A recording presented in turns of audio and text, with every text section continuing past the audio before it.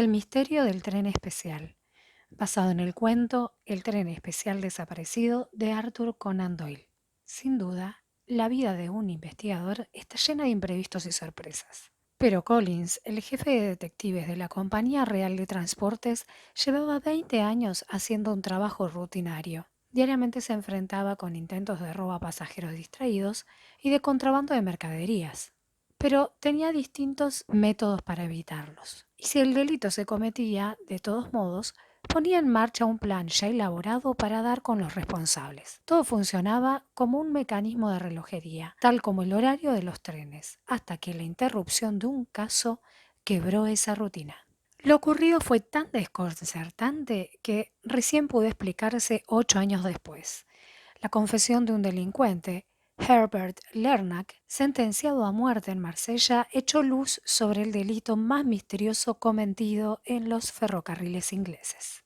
Todo comenzó el 3 de junio de 1890. Un caballero francés que dijo llamarse Luis Caratal pidió una entrevista con James Bland, superintendente de la estación de ferrocarril en Liverpool. Caratal era de baja estatura, edad media, pelo negro y espalda encorvada. Lo acompañaba un hombre de físico imponente, al parecer, su empleado. Su nombre no se dio a conocer, pero por su tez morena y su acento parecía ser español o sudamericano. Llevaba un portafolio de cuero negro, sujeto a la muñeca izquierda por medio de una correa. Y si bien esto no llamó la atención en ese momento, los acontecimientos posteriores demostraron que sí la tenía. Caratal entró en el despacho de Bland y le contó que había llegado a Liverpool aquella misma tarde, proveniente de Centroamérica. Ciertos asuntos de máxima importancia exigían su presencia urgente en París y, como había perdido el expreso de Londres, necesitaba contratar el servicio de un tren especial. Bland, siempre dispuesto a dar una solución a los pasajeros en problemas, llamó al director de tráfico y dejó arreglado el asunto en 5 minutos. El servicio especial saldría 3/4 de hora más tarde, pues ese era el tiempo que se requería para asegurarse de que la línea estuviera libre. Inmediatamente Potterhood, el director de tráfico, hizo preparar el tren que llevaría a Caratal. Lo conduciría una poderosa locomotora, a la que se le engancharon 2 coches y un furgón detrás para un guarda. El primer vagón solo servía para disminuir las molestias producidas por la oscilación de la formación. El segundo estaba dividido en 2 compartimientos, uno de primera clase y otro de segunda. El de primera fue reservado a los viajeros, el otro quedó vacío. Se designó a James McPherson como jefe del tren, pues contaba con mucha experiencia, y como fogonero a William Smith, quien era nuevo en su oficio. Caratal y su acompañante se instalaron de inmediato en el tren, y mientras esto sucedía en el despacho de Bland ocurrió una curiosa coincidencia. El hecho de que alguien solicitara un tren especial no era cosa extraordinaria en una estación tan comercial como Liverpool, pero que la misma tarde se pidiesen dos, eso sí resultaba extraño. En la oficina del superintendente se presentó otro pasajero, Horace Moore, que también necesitaba viajar con urgencia. Explicó que su esposa, quien se hallaba en Londres, había sufrido una enfermedad grave y repentina. Era tan evidente su angustia que Bland decidió hacer todo lo posible para complacerlo. Pero como los trenes especiales complicaban el servicio normal, no podía agregarse otro más. Solo quedaba una opción, que Moore compartiese los gastos y el tren contratado por Caratal. A pesar de las explicaciones del director de tráfico, Caratal rechazó rotundamente el pedido. El tren sería de uso exclusivo. Cuando Horace Moore supo que su única posibilidad era esperar la partida del tren común de las 18, abandonó la estación muy afligido. Como estaba arreglado el servicio especial, partió de Liverpool a las 16:31 en punto. No había ninguna escala y arribaría a Manchester antes de las 18. Pero a las 18:15 los empleados de la estación de Liverpool se llevaron una gran sorpresa. Un telegrama enviado desde Manchester anunciaba que el tren no había arribado todavía. De inmediato consultaron a la estación de St. Helens, a un tercio de distancia entre Liverpool y el Manchester, y desde allí recibieron la siguiente información. El especial pasó por aquí a las 16:52, según lo previsto. A las 18:50 se recibió desde Manchester un segundo telegrama, sin noticias del especial anunciado por ustedes. Y 10 minutos más tarde, un tercer telegrama todavía más desconcertante decía: suponemos algún error de información.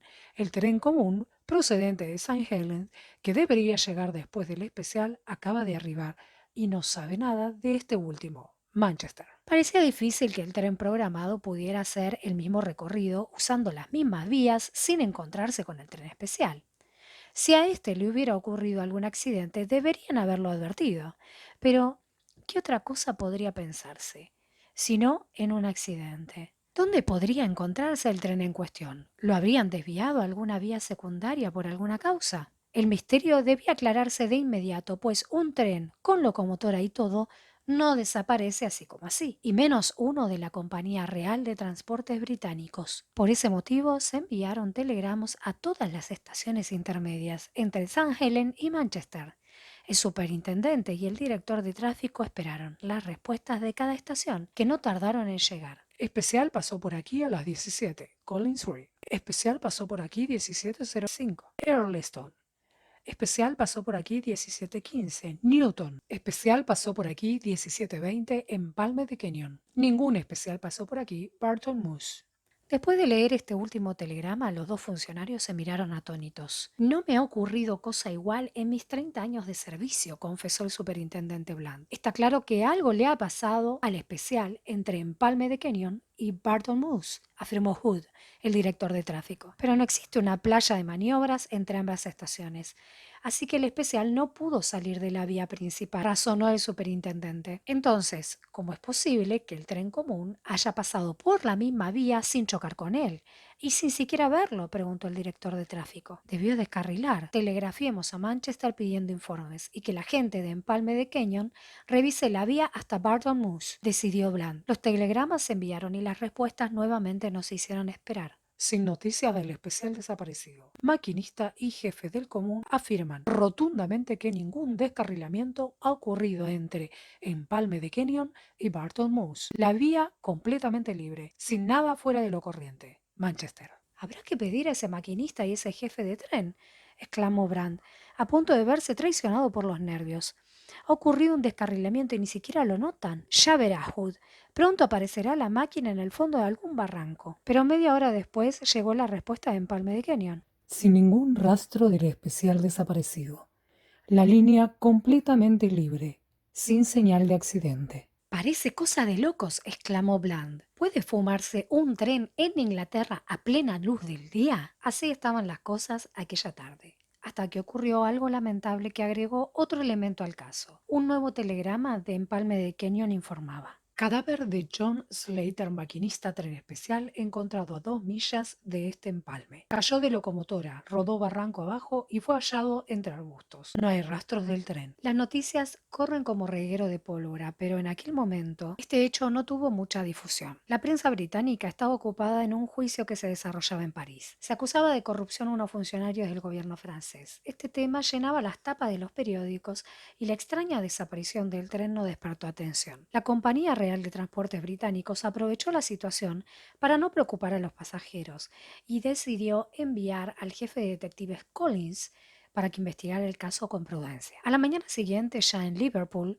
Collins se entrevistó con Bland. Este le confirmó que no existía rastro del tren desaparecido y que además resultaba imposible explicar el hecho. El detective se dirigió a Empalme Kenyon y allí comprobó que en el trayecto comprendido entre esa estación y Manchester había 7 vías laterales que conducían a las minas de carbón. 4 de ellas estaban fuera de servicio, así que habían sido levantadas sus conexiones por la vía principal. Quedaban 3 en condiciones de ser usadas. Una terminaba en un gran depósito vacío. Averiguó que el 3 de junio la segunda línea estuvo bloqueada por 16 vagones cargados de hierro. En la tercera y más importante, cientos de hombres habían trabajado durante el día. Los interrogó a todos y nadie pudo aportar datos sobre el tren desaparecido ni sobre sus pasajeros. ¿El jefe de tren o el fogonero? Colin estaba desconcertado. Solo 3 hechos eran seguros. El tren salió del empalme de Kenyon, no llegó a Barton Moose y el maquinista murió. Era sumamente improbable, pero cabía dentro de lo posible que el tren hubiera sido desviado por una de las 7 vías laterales existentes, pero 4 de ellas estaban fuera de uso, por lo tanto las alternativas se reducían a las 3 vías en actividad. Sin embargo, ya había comprobado que el tren no había pasado por ninguna de ellas. La investigación estaba estancada. cuando ocurrió un nuevo incidente. El 14 de julio, la esposa de McPherson, el jefe del tren especial, recibió una carta con fecha 5 del mismo mes. La mujer ya había dado por muerto a su marido, pero la carta provenía de New York y estaba escrita por el mismísimo Jane McPherson. Le pedía que viajara a Estados Unidos para encontrarse con él. De inmediato la mujer se comunicó con Collins. Dudaba el origen de la carta, pero estaba segura de que la letra y la firma eran de su marido. El detective supuso que esa novedad conduciría al esclarecimiento del caso, pero su optimismo no duró demasiado. Decidió utilizar a la mujer como cebo, de modo que arregló todo siguiendo las instrucciones de la carta. La señora McPherson se embarcó rumbo a New York y sin que lo supiera, junto con ella también viajó uno de los agentes de Collins. Una vez en esa ciudad se hospedó en el hotel que su marido le había indicado y aguardó durante 2 semanas su llegada. La gente la vigilaba día y noche, pero finalmente la mujer regresó a Liverpool sin que nadie se contactara con ella. Nada nuevo ocurrió a partir de entonces. Durante 8 años no hubo noticia alguna sobre la extraordinaria desaparición del tren especial. El caso se cerró, pero Collins no podía aceptar que algo extraño pudiera suceder sin que tuviera una explicación lógica. Por ese motivo, si bien el asunto no formaba parte de su trabajo cotidiano, se mantuvo atento ante cualquier novedad que pudiese relacionarse con él. Así supo que Caratal era un francés que desarrollaba sus actividades comerciales y políticas en Centroamérica, y que su acompañante, Eduardo Gómez, era su guardaespaldas. Aquel 3 de junio de 1890, Caratal necesitaba llegar a París con gran urgencia, y París en ese momento era la sede de un escándalo financiero y político, su especialidad. Este detalle no parecía casual, pero ¿en qué medida estaría vinculado Caratal con los conflictos franceses? El detective intentaba encontrar una conexión entre estos datos. Parecía improbable que un tren desapareciese de la faz de la Tierra sin dejar rastros. La lógica indicaba que la solución debía estar cerca de las vías de Inglaterra, pero la vinculación con París estaba siempre presente. Sin embargo, las pistas se perdían en la desaparición del tren y de las personas que viajaban en él, y nada nuevo aparecía. Collins era un buen detective, famoso porque no dejaba nada librado al azar. Pero este caso probablemente nunca se hubiera resuelto de no ser por una casualidad. Y esa casualidad se dio 8 años después de cerrada la investigación. En ese tiempo Collins se encontraba de vacaciones en Marsella. Un día, leyendo el periódico local, llegó a la sección de las cartas de lectores y descubrió una muy enigmática. Era de un tal Herbert Lernac, juzgado por asesinato y que guardaba en prisión su condena de muerte. Más que una opinión parecía un mensaje o una amenaza. Decía, estoy en la cárcel y me espera la muerte. No tengo nada que perder, pero hay quienes sí tienen y mucho. A cambio de un indulto guardaré información sobre ciertas personalidades de la política, involucradas en el crimen del financista Caratal. No revelaré sus nombres por el momento, a la espera de una respuesta de los interesados.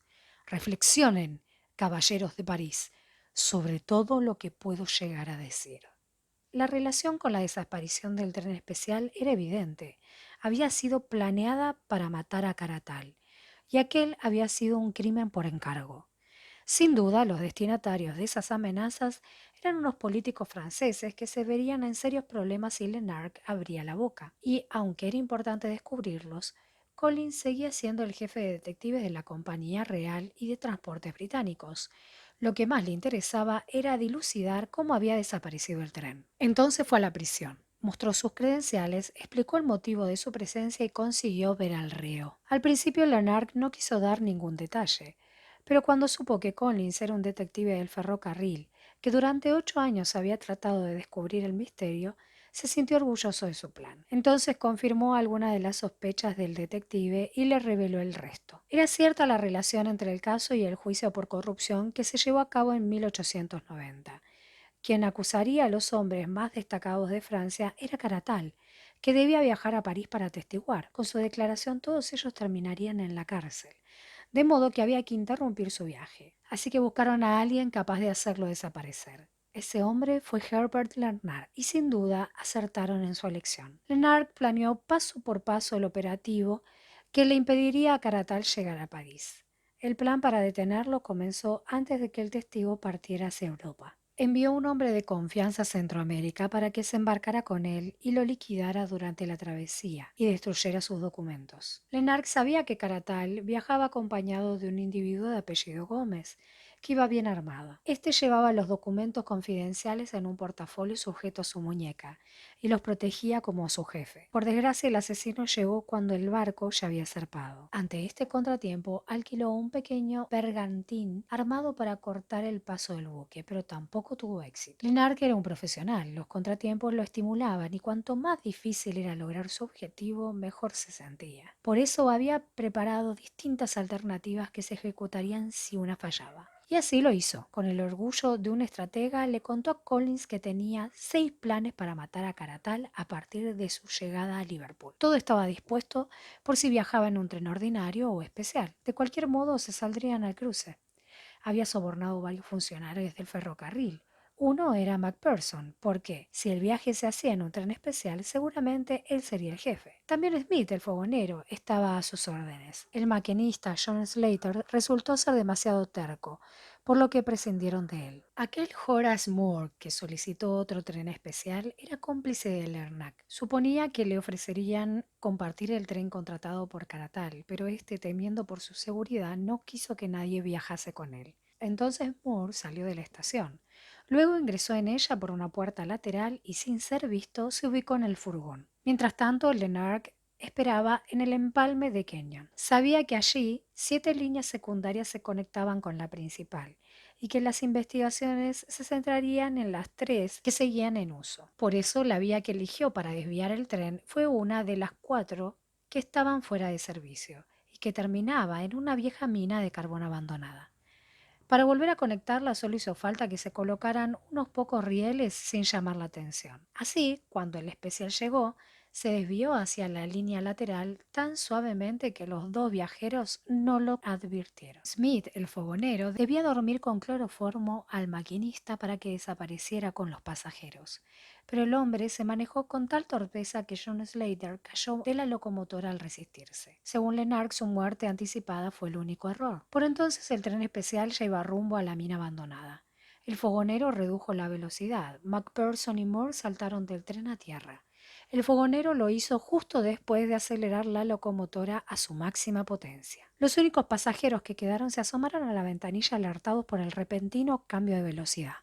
La formación ya se desplazaba sin control y las ruedas chirriaban sobre los rieles. Lenark pudo divisar a Caratal, que hacía gestos desesperados, y a Gómez, que arrojaba por la ventana el portafolio con los documentos. Estaba claro lo que querían decir. Si les perdonaban la vida, ellos prometían no hablar, pero el tren ya no podía detenerse. En otros tiempos, esa mina de carbón había sido una de las más grandes de Inglaterra. Por eso las vías del ferrocarril llegaban hasta el montacargas, que ahora estaba desmantelado. Solo quedaba el pozo y el tren caería allí. La explosión que provocaría el impacto cubriría con tierra y carbón toda evidencia. Ni Lenark ni sus cómplices lo vieron, pero sí escucharon una sucesión de traqueteos, ruidos y golpes producidos por el coche de la locomotora y los vagones contra las paredes del enorme hueco. Después sintieron un estruendo escalofriante. El tren había tocado fondo. Solo faltaba borrar cualquier rastro y retirarse. Levantaron los rieles y sin demora todos los involucrados salieron del país. La mayoría hacia Francia, Moore hacia Manchester y Macpherson se embarcó a Norteamérica. Collins estaba sorprendido por la precisión con la que había actuado la banda. Por un momento llegó a pensar que Lenark era un artista, pero esa imagen se desvaneció cuando le reveló lo sucedido a Macpherson en New York. El torpe cometió el error de escribirle a su esposa. No podíamos confiar en él, de modo que hicimos lo necesario para que nunca llegara a entrevistarse con ella. A veces pienso que sería amable escribirle a esa mujer y asegurarle que no hay ningún impedimento para que vuelva a casarse. Finalmente, la desaparición del tren especial estaba aclarada. Antes de dejarlo, Collins le preguntó qué había ocurrido con los documentos de Caratal. Los entregué a quienes me encomendaron la misión, pero me quedé con algunos, por si algo me ocurría. Un error en un trabajo posterior me trajo a la cárcel. Ahora estoy dispuesto a usarlos, respondió Leonard. ¿Entonces piensa dar a conocer esos documentos? Seguro. No voy a dejar que me lleven a la guillotina sin hacer todo lo posible para salvarme. Si tiene usted un poco más de tiempo, le daré algunos datos interesantes. Collins volvió a Inglaterra con la respuesta al enigma que lo había inquietado durante 8 años y con la satisfacción de la tarea cumplida. Apenas llegó, leyó en el periódico que Lenark había muerto, luego de revelar los nombres y apellidos de los que habían contratado sus servicios. Aquellos poderosos funcionarios se opusieron a que se aceptaran como verdaderas las pruebas presentadas por un delincuente, pero no contaron con el aporte de un sabueso inglés como Collins, con buena memoria y antecedentes intachables. El detective declaró ante la justicia y gracias a él, los culpables terminaron en prisión. Espero que lo hayas disfrutado un montón. No dejes de compartirlo y de cliquear en me gusta y nos vemos pronto en un nuevo relato. Hasta la próxima.